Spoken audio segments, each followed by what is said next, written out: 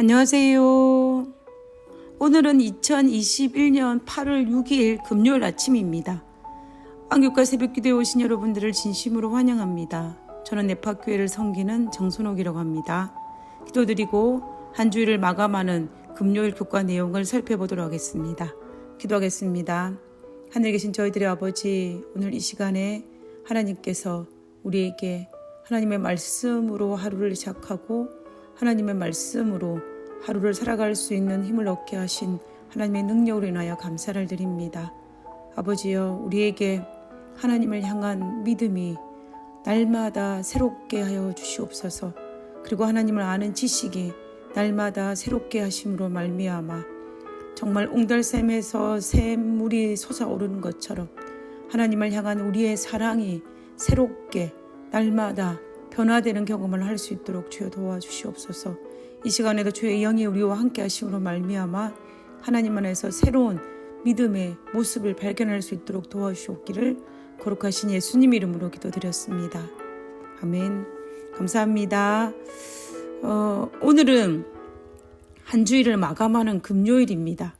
우리는 이번 주 한 주 동안 가족관계에서 일어나는 많은 문제들 속에서 하나님 안에서 평안을 누리는 모습, 요셉의 모습을 통하여서 우리가 어떻게 하면 하늘의 평안을 누릴 수 있을지를 한번 살펴보았습니다. 요셉은 사랑받는 아버지의 아들에서 애굽의 노예로 또다시 감옥의 죄수로 변화되는 과정 속에서 어떻게 하나님의 쉼을 선택할 수 있었는지를 살펴보았는데요. 저는 오늘 이번 교과를 마무리하면서 이 보디발의 아내와 요셉의 차이점을 한번 생각해 보고자 합니다. 결국 이 말은 요셉을 애굽의 노예로 팔았던 형들과 그리고 요셉의 차이점이라고 보아도 무리가 없을 것 같습니다. 그러면 보디발의 아내와 요셉의 차이점은 과연 무엇이었을까요? 창세기 39장에 등장하는 보디발의 아내가 요셉을 유혹하는 장면에서 유혹에 직면한 두 사람을 볼 수가 있습니다. 객관적 입장에서 보면 우리가 동의할 수는 없지만 지극히 개인적인 입장으로 본다면 보디발의 아내도 요셉을 향한 유혹의 마음이 들었기 때문에 요셉이 거절하였음에도 불구하고 날마다 요셉에게 청하였던 일들이 발생한 것입니다. 그렇다면 보디발 아내 입장에서도 비록 자신이 남편 보디발이 있음에도 불구하고 요셉에게 눈이 자꾸 가는 유혹이 그에게 분명히 있었다는 것을 우리는 알 수가 있습니다. 분명히 이것은 타인에게 지탄받아 마땅한 유혹이긴 하지만 보디발의 아내 입장에서는 유혹을 당한 것입니다. 그리고 요셉도 당연히 자신의 삶에 직접적인 영향을 미칠 수 있는 안주인으로부터 유혹을 받았습니다. 큰 의미로 보면 두 사람 다 유혹을 받았다라는 것입니다. 그런데 그 유혹 앞에 그 유혹을 물리치는 방법은 너무나 달랐습니다. 먼저 결론적으로 이야기한다면 보디발의 아내는 유혹을 물리치지 못해서 유혹의 노예가 되어 평생을 쉼도 없이 자신의 가정이 깨어지는 경험을 하였을 것입니다. 우리는 정확하게 알 수는 없지만 보디발이 요셉을 죽이지 않고 단지 감옥에 가두는 모습을 통하여서 보디발은 아내의 말을 100% 신뢰하지 못했다라는 것을 우리는 성경을 통해서 알 수가 있습니다. 그리고 많은 주석가들도 이 부분에 대해서는 동의를 합니다. 그렇다면 보디발의 가정은 어떻게 되었을까요? 겉으로는 아무런 문제가 없는 것처럼 그 가정은 유지되었을지 모르지만 보디발은 아마 더 이상 아내를 신뢰하지도 사랑하지도 않았을 것이며 그 아내는 평생을 자신을 믿지 못하는 남편을 아픈 마음으로 바라보아야 할 것입니다.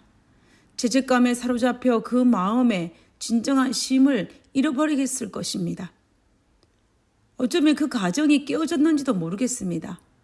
권력 있는 보디발의 아내의 자리를 빼앗겼는지도 모르겠습니다. 어찌되었든지 간에 그 유혹을 물리치지 못한 보디발의 아내의 결과는 그의 삶에 엄청난 아픔의 보상을 받았다라는 것입니다. 그러나 요셉은 그 유혹을 물리침으로 말미암아 자신의 민족을 비롯한 애굽의 민족을 구했으며 헤어졌던 가족을 다시 만날 수가 있었습니다. 유혹을 물리치느냐 물리치지 않느냐는 작은 것 같지만 그 결과는 작은 결과가 아니라 이처럼 엄청난 결과임을 우리는 알 수가 있습니다. 그러면 오늘 금요일 소지에서 우리가 그 유혹 앞에 어떻게 그 유혹을 물리칠 수 있는지 요셉의 모습을 통해서 다시 한번 생각해 보고자 하는 것입니다. 사실 유혹은 이 죄악 세상에 살고 있는 그리스도인 우리의 삶에서도 수없이 끊임없이 반복되어 발생하고 있습니다. 비록 그 문제가 크고 작은 문제일지는 모르지만 사탄은 우리를 넘어뜨리기 위해서 가장 가까운 가족부터 시작하여서 그리고 교회 식구들 그리고 우리 주변의 이웃들을 통하여서 수도 없이 많이 우리들을 유혹하기 위해서 많은 문제를 일으키고 우리를 넘어지게 시도하고 있다라는 것입니다.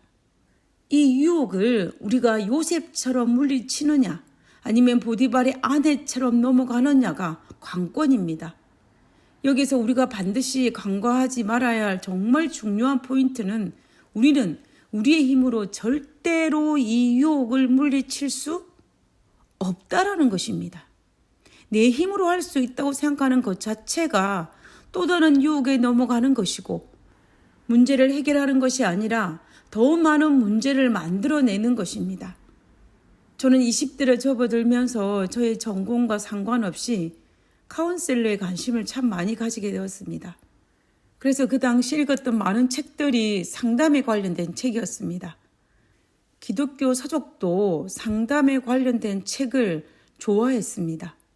그러다가 어느 날 제가 개인적으로 깨달은 것이 하나 있었는데 그것은 내 스스로 생각하기에 사회상담, 즉 일반 상담은 상담에 대한 기술을 가르치는 것 같고 기독교 상담은 문제의 뿌리를 다룬다는 느낌을 받았습니다.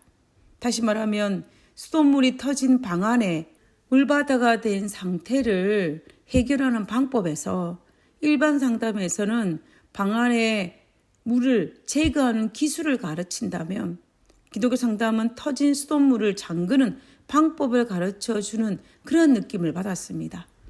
그래서 기독교 상담에 대한 갈망이 생겼고 그 일을 이루기 위해서 먼저 신학을 공부해야 되겠다라는 생각을 하게 된 것입니다.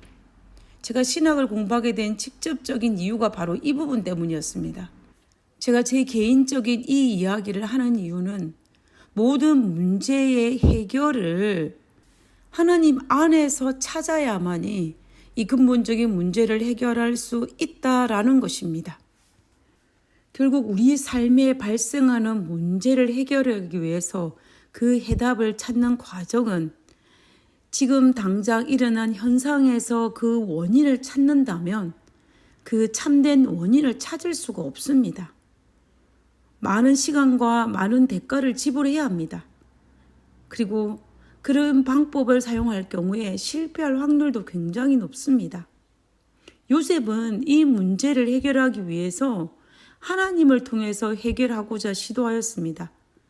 창세기 39장 9절에 내가 어찌 이 큰 악을 행하여 하나님께 죄를 지으리까 라면서 보디발의 아내의 유혹을 거절하였습니다. 이 말의 의미는 결국 요셉은 자신이 지금 당하고 있는 이 유혹의 문제를 해결하기 위해서 하나님이라는 방패를 통하여 막아나겠다는 의지를 이야기한 것입니다. 엘렌 화이트는 이 부분에서 요셉의 마음을 막아주었던 방패는 하나님을 경외하는 요셉의 태도였다. 그 태도가 그로 하여금 자신의 주인 되신 하나님께 충성하며 진실하게 행동하게 했다. 비록 그가 몰래 행동함으로 자신의 주인을 속일 수도 있었지만 주인을 신뢰를 저버리는 그런 배은망덕한 행동을 하지 않기로 선택하였다. 이때 요셉의 나이가 대략 27세가량입니다. 이때 혈기왕성한 요셉이 자신 스스로 보디발의 아내의 유혹을 벗어나고자 선택했다면 그는 몇 번은 승리할 수 있을지 모르지만 끝까지 승리할 수는 없었을 것입니다. 왜냐하면 요셉도 연약한 인간이기 때문에 이 유혹을 이겨낼 수 있을 만큼 강하지 않다라는 것입니다. 그러나 요셉은 자신을 방패로 삼지 않고 하나님을 방패로 삼았기 때문에 끝까지 그 유혹에서 승리할 수 있었습니다. 그리고 하나님이라는 방패가 없는 보디발의 아내는 요셉보다 훨씬 쉬운 자신의 감정의 유혹을 이기지 못하고 어처구니 없이 넘어지고 만 것입니다. 우리도 요셉이 사용한 하나님을 경외한 마음, 이 방패를 우리가 자주 내 것으로 활용하면서 사용해야 합니다. 그리스도인으로 이것을 활용하지 못한다면 디모데후서 3장 5절에서 바울이 말하고 있는 것처럼 경건의 모양은 있으나 경건의 능력을 부인하는 사람이 되는 것입니다. 다시 말하면 그리스도인으로, 교회 교인으로, 직분을 가진 자로 살아가는 것처럼 사람들에게 보이고 자신도 속을 수 있을지 모르지만, 왜냐하면 경건의 모양은 있기 때문에. 그러나 경건의 능력, 하나님의 능력에 의지하는 자는 요셉처럼 엄청난 유혹이 온다 할지라도 승리할 수가 있습니다. 요셉의 능력이 아니라 하나님의 능력이기 때문에 성령 하나님의 능력이기에 충분히 승리할 수 있다라는 것입니다. 그 결과는 어떻습니까? 경건의 모양은 있으나 경건의 능력을 부인하는 자는 보디발의 아내처럼 진정한 쉼을 얻지 못할 것이고, 경건의 능력을 의지하는 자는 요셉처럼 감옥에 있다 할지라도 진정한 쉼을 얻을 수 있을 것입니다. 그리고 마침내 하나님께서 높이 세우시는 보상을 받게 될 것입니다. 그러므로 우리는 그리스도 안에 쉼을 얻기 위해서는 성령 하나님을 내 안에 모시고 성령 하나님께서 내 삶을 주장하시도록 드리는 것이 이 유혹 많은 세상에서 요셉처럼 하나님을 방패로 삼아 그 어떤 유혹이 온다 할지라도 승리하고 축복된 그리스도인의 삶, 진정한 쉼과 행복을 누릴 수 있는 삶을 살 수 있을 것입니다. 그래서 오늘도 우리는 예수님께서 누가복음 9장 23절에 말씀하신 아무든지 나를 따라오려거든 자기를 부인하고 날마다 제 십자가를 지고 나를 따르라는 그 말씀에 순종해야 합니다. 이 십자가는 우리의 인생의 고난을 의미하는 것이 아닙니다.